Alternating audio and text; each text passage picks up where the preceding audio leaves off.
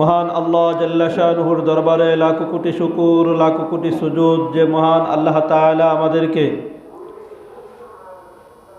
জুমার সালাত আদায় করার জন্য আল্লাহ তাআলার ঘর মসজিদের মাঝে আমাদেরকে আসার তৌফিক দান করেছেন। সেজন্য সে মহান আল্লাহ তাআলার দরবারে দিল থেকে কালিমাতুশ শুকর আদায় করি, সকলে বলি আলহামদুলিল্লাহ।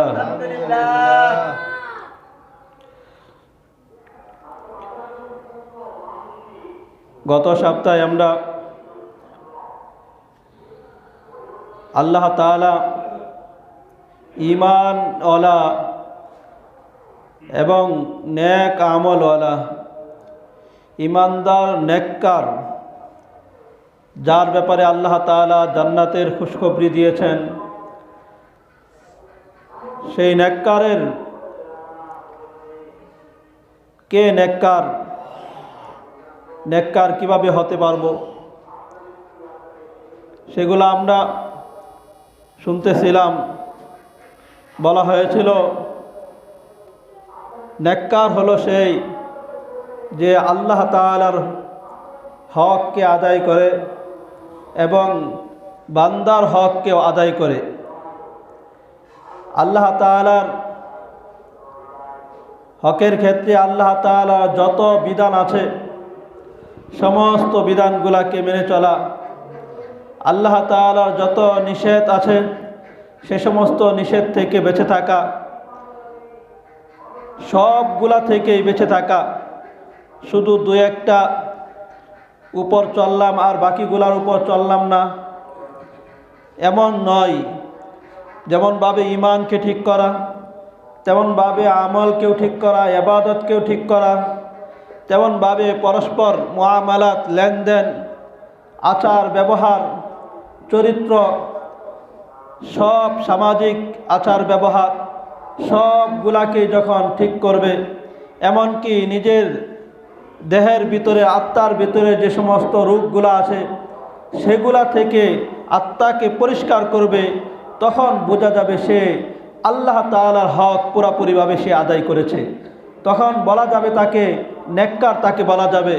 শুধু আল্লাহ তাআলার ইবাদত করলো, কিন্তু দেখা যায় ইবাদতের ক্ষেত্রে শুধু নামাজ, রোজা, হজ, যাকাত এগুলা ঠিকই আদায় করেছে, কিন্তু সে তার লেনদেনের ক্ষেত্রে একজনের হক পুরোপুরিভাবে সে বুঝে দেয় না। এগুলা যদি ত্রুটি থাকে তাহলে বুঝতে হবে সে এখনও পুরোপুরিভাবে নেককার হতে পারে নাই। যেই নেককারের ব্যাপারে আল্লাহ তাআলা সুসংবাদ, জান্নাতে সুসংবাদ দিয়েছেন, সেই নেককার আমি আপনি যদি হতে চাই তাহলে আল্লাহ তাআলার একটা হুকুম মানলাম আরেকটাকে মানলাম না এমন নয়। প্রত্যেকটা হুকুমকে মেনে যখন আমি চলবো তখন বোঝা যাবে আমি আল্লাহ তাআলার হুকুম মানার কারণে আমি পুরোপুরিভাবে নেককার আমি হয়েছি। নেককারের ক্ষেত্রে আল্লাহ তাআলার হক ঠিক তদ্রূপভাবে বান্দার হককেও আদায় করা। শুধু আমি আল্লাহ তাআলার বিধানগুলাকেই মানলাম, আল্লাহ তাআলার হককে আদায় করলাম, কিন্তু বান্দার যে সমস্ত হক আছে সেই সমস্ত হকগুলাকে যদি আমি আর আপনি আদায় না করি তাহলে বুঝতে হবে আমি এখনো পর্যন্ত পুরোপুরিভাবে নেককার আমি হতে পারি নাই। বান্দার হকের ক্ষেত্রে পুরুষের জন্য তার যে হক হলো, তার দায়িত্ব হলো প্রথমে তার পিতামাতার হককে সে তার আদায় করা। বান্দার হক সমূহের মধ্য থেকে প্রথম যে বিষয় পুরুষের জন্য হলো তার পিতামাতার হককে আদায় করা। আল্লাহ তাআলা কালামে পাকের মাঝে বলেন, ওয়াকাদা রব্বুকা আল্লা তা'বুদু ইল্লা ইয়াহু ওয়া বিল ওয়ালিদাইনি ইহসানা। তোমার রবের চূড়ান্ত ফায়সালা হলো এটা,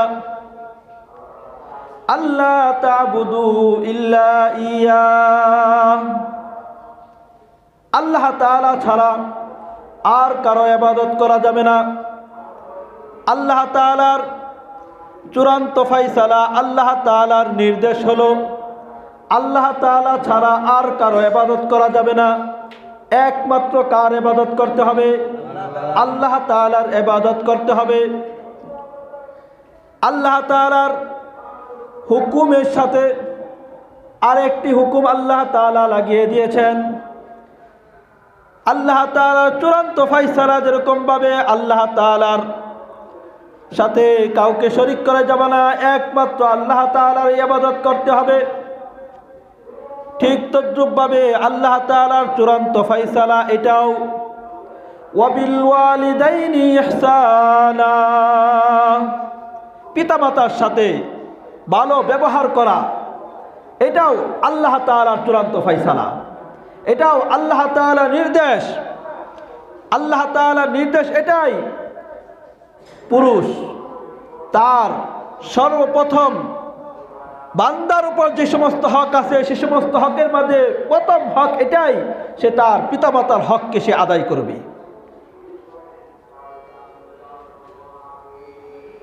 পিতামাতার হকের পরে তার উস্তাদের হক, তার পীর সাহেবের হক, তার শায়েখের হক, এগুলার হক পরে, পিতামাতার হকের পরে এগুলার হক।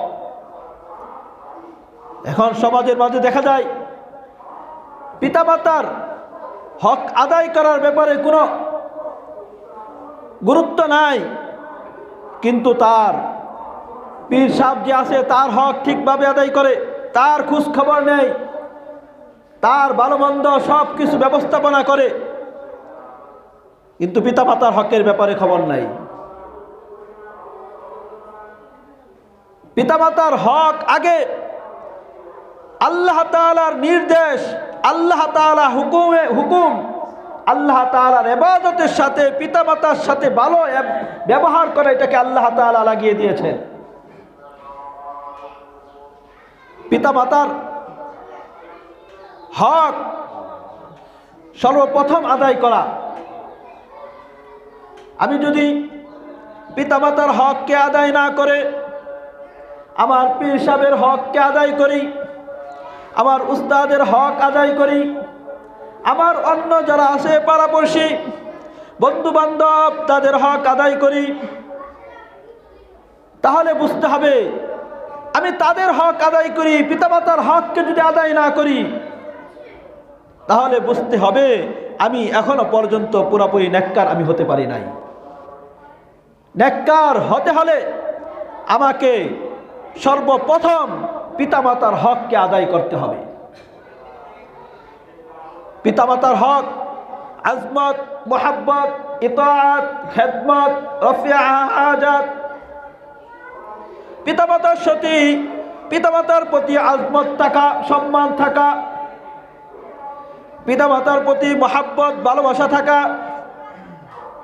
পিতামাতার আনুগত্য হওয়া, তার অনুসরণ করা, তিনি যতক্ষণ পর্যন্ত জায়েজ বিষয়ের হুকুম করবে ততক্ষণ পর্যন্ত তার হুকুমকে আমি মানব। পিতামাতার আজমত, মোহাব্বত, ইতাআত, খেদমত, পিতামাতার খেদমত করা, রফিয়া হাজাত, পিতামাতার হাজতকে পূরণ করে দেওয়া। পিতামাতা যখন নিজের হাজত, নিজের প্রয়োজনকে পুরা করতে পারে না তখন সেই পিতামাতার প্রয়োজনকে পুরা করে দেওয়া। গাহ গাহ উনকি মুলাকাত, কখনো কখনো সময়ে সময়ে তাদের সাথে সাক্ষাৎ করা। সন্তান যদি দূরে থাকে তাহলে মাঝে মাঝে সেই পিতামাতার সাক্ষাৎ করা, তার দেখভাল করা, দেখাশোনা করা, সাক্ষাতের জন্য তার কাছে যাওয়া, পিতামাতার কে দেখার জন্য যাওয়া, এটাও একটা ইবাদত।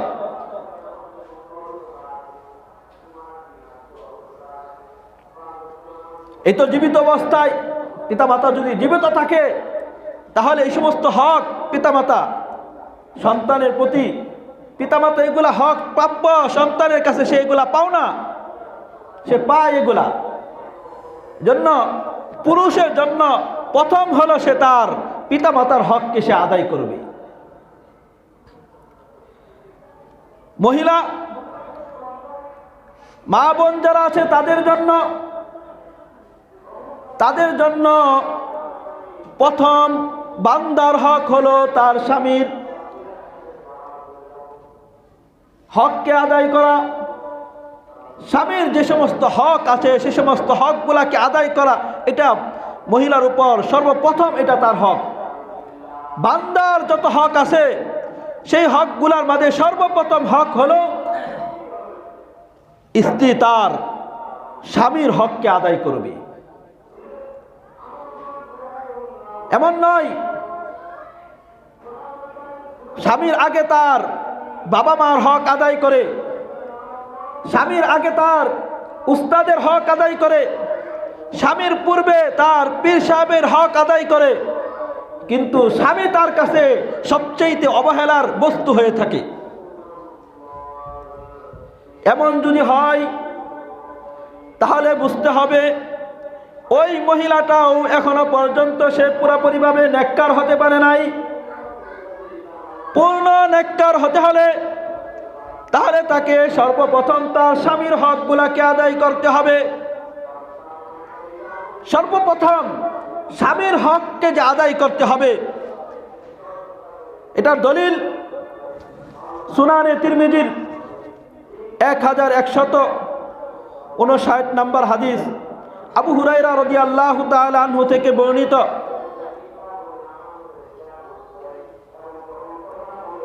রাসূলুল্লাহ সাল্লাল্লাহু আলাইহি ওয়াসাল্লাম বলেন, লাউ কুনতু আমিরান আহাদান আন ইয়াসজুদা লিআহাদিন।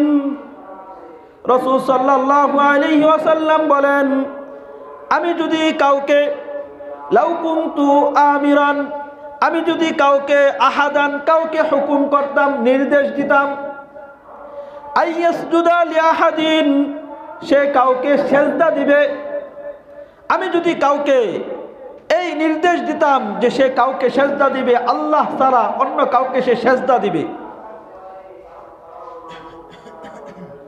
লা আমারতুল মারআতা আন তাসজুদা লিজাওজিহা,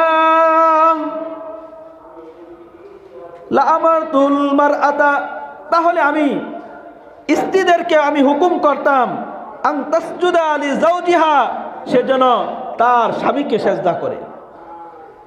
রাসূল সাল্লাল্লাহু আলাইহি ওয়াসাল্লাম এটাই বোঝাতে চেয়েছেন, হে মহিলারা তোমরা শোনো, ভালোভাবে শুনে রাখো, আমার শরীয়তের মাঝে আল্লাহ ছাড়া অন্য কাউকে সেজদা করা যায় না। বলেন তো দেখি, আল্লাহ তাআলা ছাড়া অন্য কাউকে সেজদা করা যায়? জোরে বলেন, যায়? আল্লাহ ছাড়া অন্য কাউকে সেজদা করা যায়? আল্লাহ ছাড়া অন্য কাউকে সেজদা করা যায় না। যদি আমি আল্লাহ তাআলা ছাড়া অন্য কাউকে সেজদা করার জন্য আমি হুকুম করতাম, যদি আমার শরীয়তের মাঝে জায়েজ থাকতো, তাহলে আমি মহিলাদেরকে, স্ত্রীদেরকে তাদের স্বামীর সেজদা করার জন্য আমি হুকুম দিতাম। এই হাদিস দ্বারা এটাই বোঝা যায়, স্ত্রীর উপর সর্বপ্রথম তার যে হক আছে, সর্বপ্রথম হক হলো তার স্বামীর হক। স্বামীর হককে আদায় করা, এমন নয় পীর সাহেবের হক আদায় করে, উস্তাদের হক আদায় করে, বাবা মার হক আদায় করে, কিন্তু স্বামীর হকের ব্যাপারে তার খোঁজখবর নাই। এমন যদি হয় তাহলে বুঝতে হবে সে নেককার মহিলা, সে হতে পারে নাই। তার কাছে সবচেয়ে বড় পাওয়ার হক, পাওয়ার অধিকার রাখে তার স্বামী। সবার আগে তার অধিকার রাখে স্বামী, প্রাপ্য তার কাছে। দ্বিতীয় নাম্বার হাদিস, সহিহ বুখারীর 29 নম্বর হাদিস, ইবনে আব্বাস রাদিয়াল্লাহু তাআলা আনহু বলেন, রাসূল সাল্লাল্লাহু আলাইহি ওয়াসাল্লাম বলেছেন, উরিতুন নার ফাইদা আকসারু আহলিহা নিসা। রাসূল সাল্লাল্লাহু আলাইহি ওয়াসাল্লাম বলেন, আমি জাহান্নামের মাঝে অধিকাংশ আমি মহিলাদেরকে আমি দেখলাম, আমি জাহান্নামের মাঝে জাহান্নামকে আমি দেখলাম, জাহান্নাম আমাকে দেখানো হলো। আর জাহান্নামের মাঝে জাহান্নামী যারা আমি বেশি দেখলাম মহিলারা, বেশিরভাগ কারা? মহিলা জাহান্নামীর মাঝে। কারণ একফুরুনা, তারা কি করে? একফুরুনা, অকৃতজ্ঞ হয়, অস্বীকার করে। সাহাবায়ে কেরাম কিলা ইয়া রাসূলুল্লাহ, কিলা, সাহাবায়ে কেরাম বললেন আয়াকফুরুনা বিল্লাহ, তারা কি আল্লাহ তাআলার সাথে অস্বীকার করে, আল্লাহ তাআলার সাথে শিরিক করে, কুফরি করে? ক্বালা রাসূল সাল্লাল্লাহু আলাইহি ওয়াসাল্লাম বললেন ইয়াকফুরুনাল আশীরা, তারা স্বামীর অকৃতজ্ঞ হয়। তারা আল্লাহ তাআলার অকৃতজ্ঞ, আল্লাহর সাথে কুফরি করে এমন নয়। তাদেরকে জাহান্নামের মাঝে আমি দেখেছি, এই জন্যই তারা স্বামীর অকৃতজ্ঞ হয়। ওয়ায়াকফুরুনাল ইহসান, তারা অনুগ্রহ, তার উপর দয়া, এটাকে সে অস্বীকার করে। রাসূল সাল্লাল্লাহু আলাইহি সাল্লাম তারপরে জানিয়ে দিলেন লাউ আহসানতা ইলা ইহদাহিন্না, যদি তুমি মহিলাদেরকে এক যুগ ধরে তাদের সাথে ভালো ব্যবহার করো, যুগ ধরে তাদের সাথে ইহসান করো, দয়া করো, অনুগ্রহ করো, সুম্মা রাআত মিনকা শাইআন, অতঃপর তোমার কাছ থেকে একটু ভিন্ন কিছু সে পালো, একটু ভালো ব্যবহারের চাইতে একটু খারাপ ব্যবহার পেল। তুমি দীর্ঘদিন যাবৎ একটি জিনিস তুমি তাকে দিয়ে আসছিলা, একদিন সে পায় নাই। দীর্ঘদিন যাবৎ তার সাথে তুমি ভালো ব্যবহার করেছ, একদিন তোমার কাছ থেকে একটু খারাপ ব্যবহার পেয়েছে। দীর্ঘদিন যাবৎ তার যত প্রয়োজন আছে সমস্ত প্রয়োজন তুমি পুরা করেছ, কিন্তু একদিন তোমার কোনো কারণবশত বা কোনো কারণে তুমি একদিন পুরা করতে পারো নাই। এমন যদি হয় তাহলে সুম্মা রাআত মিনকা শাইআন ক্বালাত, ওই সময় মহিলা বলে ফেলে মা রাআইতু মিনকা খায়রান কত্তু, তোমার কাছ থেকে আমি আর কোনো সময় তোমার কাছ থেকে আমি ভালো পাই নাই। সারা জীবন দীর্ঘদিন বৎসরকে বৎসর তাকে সব কিছু দিয়ে এসেছেন, কিন্তু যখন একদিন তার একটা প্রয়োজন ছিল এটা পুরা করতে পারেন নাই, তখন বলবে আমি এর ঘরে এসে কোনো সময় আমি কি পাই নাই? কল্যাণ পাই নাই, ভালো পাই নাই, আরামে থাকতে পারি নাই, ভালো খাবার খেতে পারি নাই, ভালো পোশাক পরিধান করতে পারি, কোনো সময়ই পারি নাই, এইভাবে বলে ফেলবে।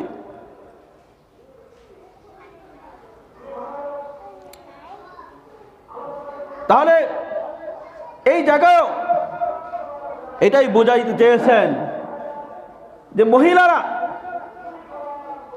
তারা যেন স্বামীর হক যে আছে সেই স্বামীর হককে আদায় করে, স্বামীর অকৃতজ্ঞ যেন না হয়।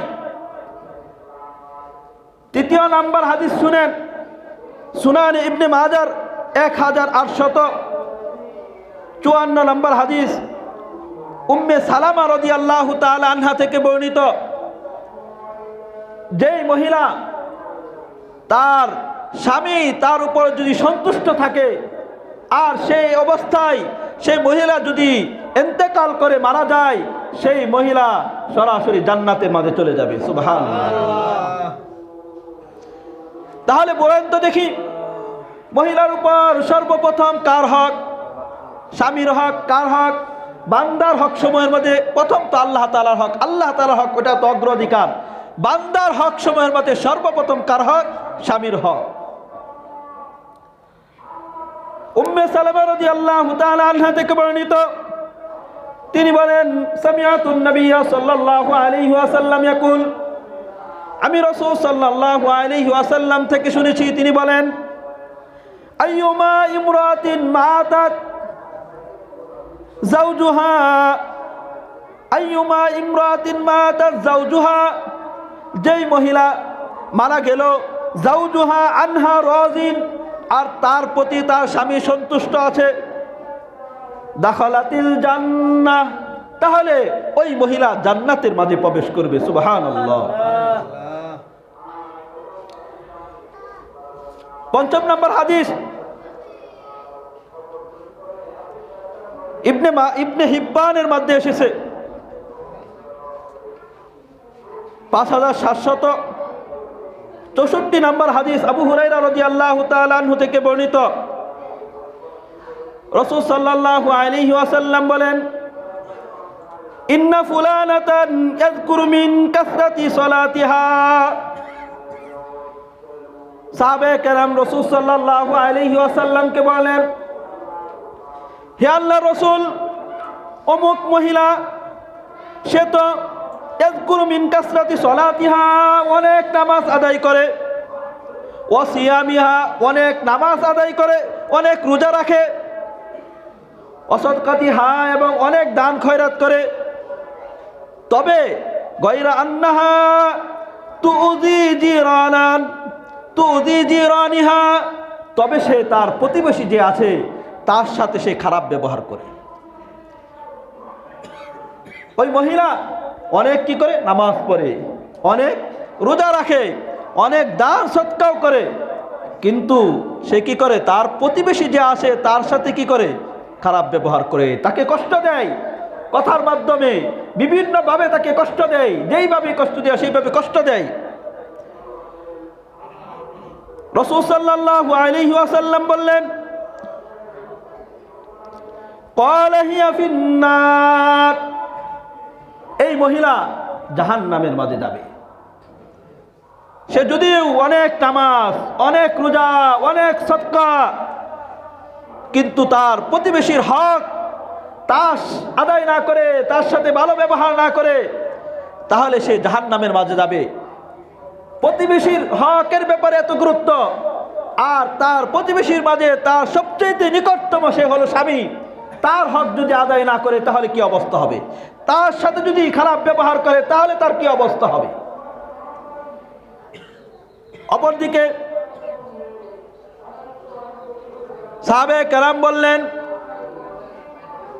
ইয়া রাসূলুল্লাহ, আরেকজন মহিলা আছে, সে খুব কমই নামাজ পড়ে, অনেক বেশি নামাজ পড়ে না, অনেক বেশি রোজা রাখে না, অনেক বেশি দান সৎকাও করে না, কিন্তু সে তার প্রতিবেশী, তাকে সে কথার মাধ্যমে, জিহ্বার দ্বারা সে কোনো সময় কষ্ট দেয় না। রাসূল সাল্লাল্লাহু আলাইহি ওয়াসাল্লাম বললেন, হিয়া ফিল জান্নাহ, এই মহিলা জান্নাতের মাঝে যাবে। সুবহানাল্লাহ। এই জন্য মা বোনেরা যদি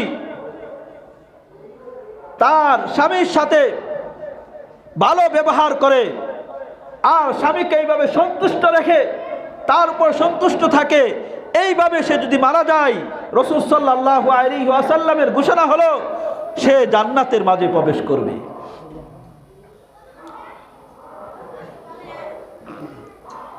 চার নম্বর, কোরআনে কারীমের মাঝে এসেছে,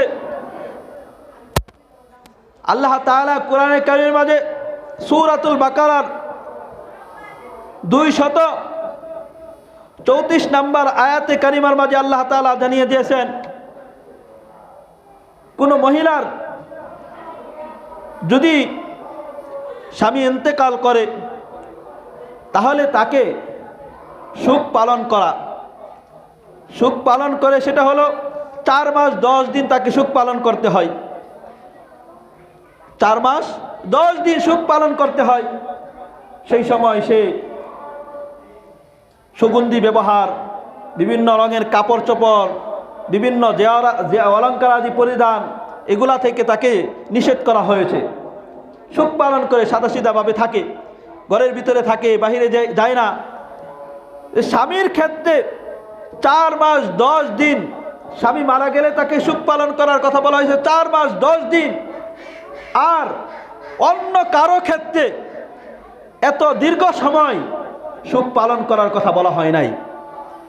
আল্লাহ তাআলা সূরাতুল বাকারার 234 নম্বর আয়াতে কারিমার মাঝে আল্লাহ তাআলা বলেন, ওয়াল্লাযীনা ইয়াতাওয়াফাউনা মিনকুম ওয়ায়াযারুনা আযওয়াজা,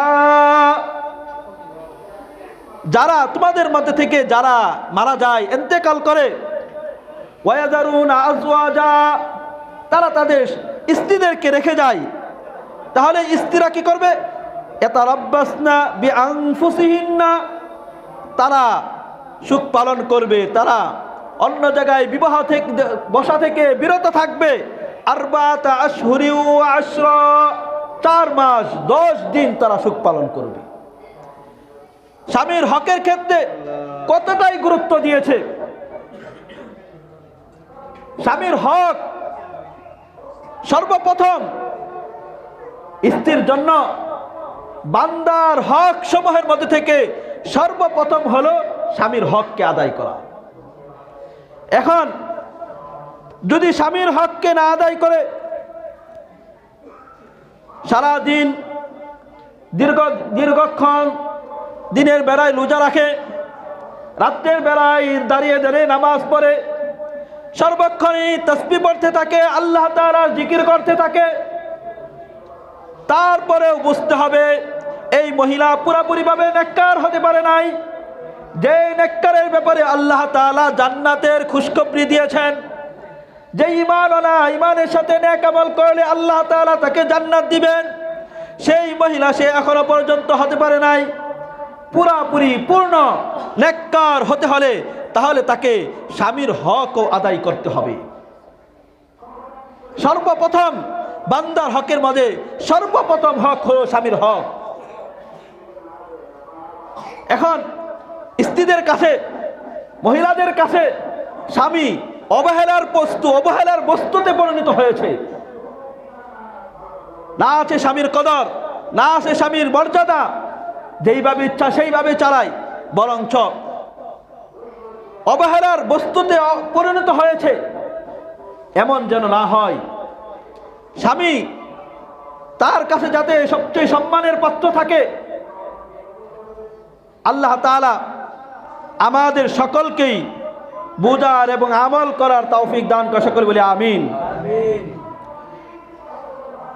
হাকিমুল উম্মত আশরাফ আলী থানবী রহমতুল্লাহি আলাইহি নওয়ারাল্লাহু মারকাদাহু, তিনি একজন নেককার মহিলার ঘটনা শুনেছেন যে নেককার মহিলা সে কেমন ছিল। সে রাত্রিবেলায় পুরাপুরিভাবে সুন্দর কাপড় পরে, পোশাক পরে, সাজগোজ করে স্বামী যখন বাসায় আসতো তখন স্বামীকে বলতো, আমার কাছে আপনার কোনো প্রয়োজন আছে কিনা বলেন। যদি বলতো হ্যাঁ প্রয়োজন আছে, তাহলে সে প্রয়োজন পুরা করেন। আর যদি বলতো না তোমার প্রয়োজন আজকে আমার নাই, তখন তিনি বলতেন তাহলে আপনি যদি আমাকে অনুমতি দেন, তাহলে আমি আমি সারা রাত ইবাদত করে আমি কাটাবো। এই হলো নেককার মহিলা। স্বামীর হকের ব্যাপারে পুরাপুরিভাবে চৌকান্না। আমার হক, স্বামীর উপর আমার কি হক, স্বামী কি চাই এটা বোঝা, আর সেইভাবে স্বামীর খেদমত, স্বামীর হককে আদায় করা।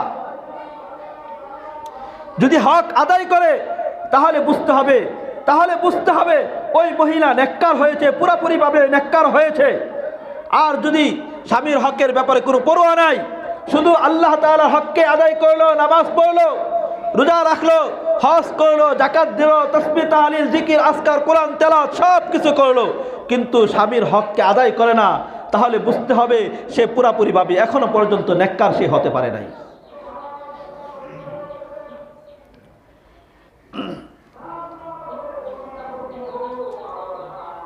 স্বামীদেরকেও বলবো, স্বামীরা যেন জালেম না সেজে স্ত্রীদের উপর জুলুম না করে। স্বামী হয়েছে বলে স্ত্রীদের উপর জুলুম, সর্বপ্রকার তাকে যত কষ্টের মাঝে রাখা যায় কষ্টের মাঝে রাখে। এমন যেন না হয় জালেম সাজে সারা দিন নিজের প্রয়োজন ঠিকই বলা করে, কিন্তু স্ত্রীর প্রয়োজন, তার কি চাহাত, কার কি প্রয়োজন, কার কি লাগবে ওই ব্যাপারে কোনো খোঁজ খবর নাই। তার কাছ থেকে যত নেওয়া যায় তত নেওয়ার ক্ষেত্রে ঠিক আছে, নেওয়ার জন্য প্রস্তুত, কিন্তু দিতে প্রস্তুত নয়। জালেম যেন না সাজে। স্ত্রীদেরও, যারা পুরুষ আছে তাদেরও হক আছে, স্ত্রীর হক আছে, সেই স্ত্রীর হকগুলাকেও আদায় করা। তার যে সমস্ত হক আছে সেই সমস্ত হকগুলাকে পুরোপুরিভাবে আদায় করা। সে যদি স্ত্রীর হকগুলাকে আদায় না করতে পারে তাহলে বুঝতে হবে সেও পুরোপুরিভাবে নেককার হতে পারে নাই। যেটা বলতেছিলাম, আল্লাহ তাআলা কোরআনে পাকের মাঝে আল্লাহ তাআলা তো ঘোষণা করেছেন, ওয়াল্লাযীনা আমানু, যারা ঈমান এনেছে আল্লাহ তাআলা তাদের জিম্মাদার হয়ে যান, তাদের অভিভাবক হয়ে যান। জিম্মাদার যারা আল্লাহ তাআলার প্রতি ঈমানওয়ালা মুমিন, তাদের জিম্মাদার আল্লাহ তাআলা হয়ে যান। আর যারা ঈমানের সাথে নেক আমল করে তাদের ব্যাপারে আল্লাহ তাআলা জান্নাতের খুশখবরি, জান্নাতের সুসংবাদ দিয়েছেন। এখন যারা ঈমানের পরে নেক আমলের সাথে যারা মুত্তাকি হবে, তাকওয়াওয়ালা হবে, পরহেজগার যারা হবে, তাদের ব্যাপারে আল্লাহ তাআলা বলেন, আল্লাহ তাআলা যারা মুত্তাকি পরহেজগার হবে আল্লাহ তাআলা তাদের বন্ধুতে পরিণত হয়ে যান। সুবহানাল্লাহ। আল্লাহ বলেন, আলা ইন্না আউলিয়া আল্লাহ, নিশ্চয় তোমরা যা শোনো, নিশ্চয় ইন্না আউলিয়া আল্লাহ, নিশ্চয় আল্লাহ তাআলার বন্ধু, যারা আল্লাহ তাআলার বন্ধু, লা খাউফুন আলাইহিম ওয়া লা হুম ইয়াহজানুন, তাদের কোনো ভয় নাই, তাদের কোনো চিন্তা নাই। যারা আল্লাহ তাআলার বন্ধু যাদের কোনো ভয়, তাদের কোনো চিন্তা নাই। কারা আল্লাহ তাআলার বন্ধু? ওয়াল্লাযীনা আমানু ওয়া কানু ইয়াত্তাকুন, যারা ঈমান এনেছে, ঈমানের সাথে যারা পরহেজগার মুত্তাকি হয় তারা আল্লাহ তাআলার বন্ধু। যেন বন্ধু হতে হলে, আল্লাহ তাআলার বন্ধুতে পরিণত হতে হলে তাহলে আমাকে পরহেজগার মুত্তাকি হতে হবে। আল্লাহ তাআলা সূরাতুল মায়েদা 54 নম্বর আয়াতের কারিমার মাঝে আল্লাহ তাআলা বলেন, ইয়া আইয়ুহাল্লাযীনা আমানু মান ইয়ারতাদ্দা মিনকুম আন দীনিহি, হে ঈমানওয়ালারা, ঈমানদাররা, মান ইয়ারতাদ্দা মিনকুম আন দীনি, যে আমার ধর্ম থেকে, ইসলাম থেকে মুরতাদ হয়ে যাবে, অর্থাৎ ইসলাম ধর্মকে ছেড়ে অন্য ধর্ম যে গ্রহণ করবে। আল্লাহ বলেন, ফাসাউফা ইয়াতিল্লাহু বিকওমিন ইউহিব্বুহুম ওয়া ইউহিব্বুনা, অচিরে আমি আল্লাহ তাআলা যদি মানুষ মুরতাদ হয়ে যায়, সমস্ত মানুষ যদি মুরতাদ হয়ে যায়, আল্লাহ তাআলার হুকুম না মানে, আল্লাহ তাআলার দ্বীন থেকে সরে যায়, আল্লাহ বলেন, ফাসাউফা ইয়াতিল্লাহু বিকওমিন ইউহিব্বুহুম ওয়া ইউহিব্বুনা, অচিরেই আমি আল্লাহ তাআলা এমন এক জাতি, এমন এক সম্প্রদায়, তাদেরকে আমি নিয়ে আসব, ইউহিব্বুহুম ওয়া ইউহিব্বুনা, ইউহিব্বুহুম ওয়া ইউহিব্বুনা, যাদেরকে আল্লাহ তাআলা ভালোবাসবেন। সুবহানাল্লাহ। ওয়া ইউহিব্বুহুম ওয়া ইউহিব্বুনা, এবং তারাও আল্লাহ তাআলাকে ভালোবাসবে। এজন্য আমি সমস্ত মানুষ যদি আল্লাহ তাআলার হুকুম না মানে, আল্লাহ তাআলার বিধান না মানে, আল্লাহ তাআলার উপর ঈমান না আনে, তারপরেও আল্লাহ তাআলার কোনো পরোয়া নাই, আল্লাহ তাআলার কোনো পরোয়া নাই যে আমার রাজত্বের মাঝে কমে হয়ে যাবে, আমার রাজত্ব কমে যাবে তোমরা যদি ঈমান না আনো, তোমরা যদি আমল না আনো, আমল না করো, আমার রাজত্ব কমে যাবে, এমন নয়। আল্লাহ তাআলার রাজত্ব ঠিকই থাকবে, আল্লাহ তাআলার ক্ষমতা ঠিকই থাকবে, আল্লাহ তাআলা সব কিছু ঠিকই থাকবে। আমি আর আপনি যদি আল্লাহ তাআলার বিধান না মানি, আমার আপনার নিজের ক্ষতি হবে। মান আমিলা সালিহান ফালিনাফসি, যে ব্যক্তি নেক আমল করে এটা সে নিজের জন্যই করে। কার জন্য করে? জোরে বলেন না, কার জন্য করে? আমি আর আপনি নেক আমল করলে এটার ফায়দা, এটার সওয়াব, এটার প্রতিদান কে পাবে? আমি নিজেই পাবো। মান আমিলা সালিহান ফালিনাফসি, যে ব্যক্তি নেক আমল করে এটা সে তার নিজের জন্যই করে।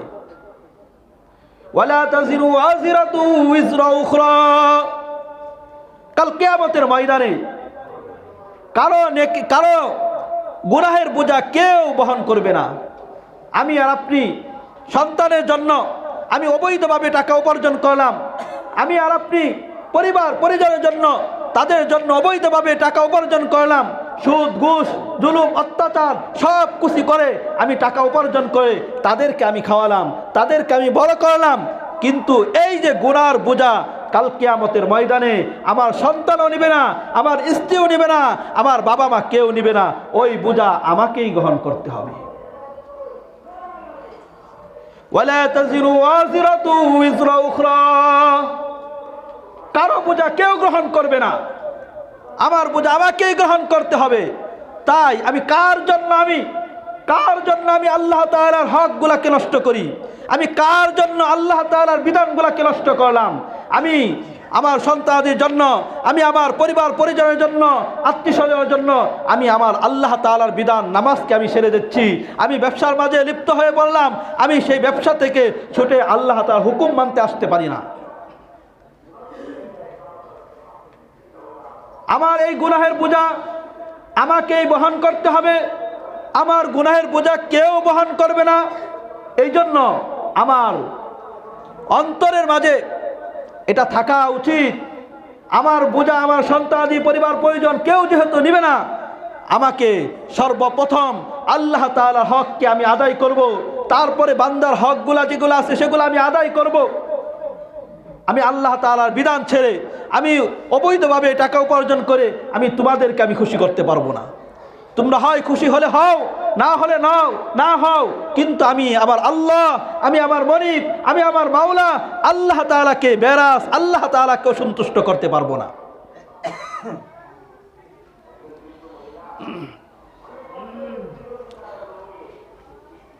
যেটা বলতেছিলাম, আল্লাহ তাআলা এমন এক কওমকে আল্লাহ তাআলা নিয়ে আসবেন, জাতিকে নিয়ে আসবেন, ইউহিব্বুহুম ওয়া ইউহিব্বুনা, ইউহিব্বুহুম ওয়া ইউহিব্বুনা, যাদেরকে আল্লাহ ভালোবাসবেন এবং আল্লাহ তাআলাকেও তারা ভালোবাসবে। অর্থাৎ তারা হলো আল্লাহ তাআলার ভালোবাসার পাত্র এবং তারাও আল্লাহ তাআলার প্রেমিক হবে, আশিক হবে, এমন বান্দা তারা হবে। আল্লাহ তাআলার প্রিয় বান্দা আমি আর আপনি যদি হতে চাই, তাহলে আমাকে আপনাকে আল্লাহ তাআলার কাছে যদি ভালোবাসার পাত্র আমি হতে চাই, আমাকে আপনাকে তিনটা কাজ করতে হবে। এক নম্বর হলো তাওবা, দ্বিতীয় নম্বর হলো রাসূলুল্লাহ সাল্লাল্লাহু আলাইহি ওয়াসাল্লামের সুন্নতের অনুসরণ, তৃতীয় নম্বর হলো মুত্তাকি হওয়া। আল্লাহ তাআলা আমাদের সকলকেই আল্লাহ তাআলার ভালোবাসার পাত্র হওয়ার, আল্লাহ তাআলা সন্তুষ্টি অর্জন করার তৌফিক দান করে, সকলে বলে আমিন। আল্লাহ তাআলা আমাদের সকলকেই আল্লাহ তাআলার হককে আদায় করার এবং বান্দার হকগুলাকে আদায় করার তৌফিক দান করে, সকলে বলে আমিন। ওয়া আখির দাওয়ানা আলহামদুলিল্লাহি রাব্বিল আলামিন ওয়া মা আলাইনা ইল্লাল বালাগ। যারা সুন্নত পড়ে নাই কবলাল জুমা 4 রাকাত সুন্নত পড়ে নেই।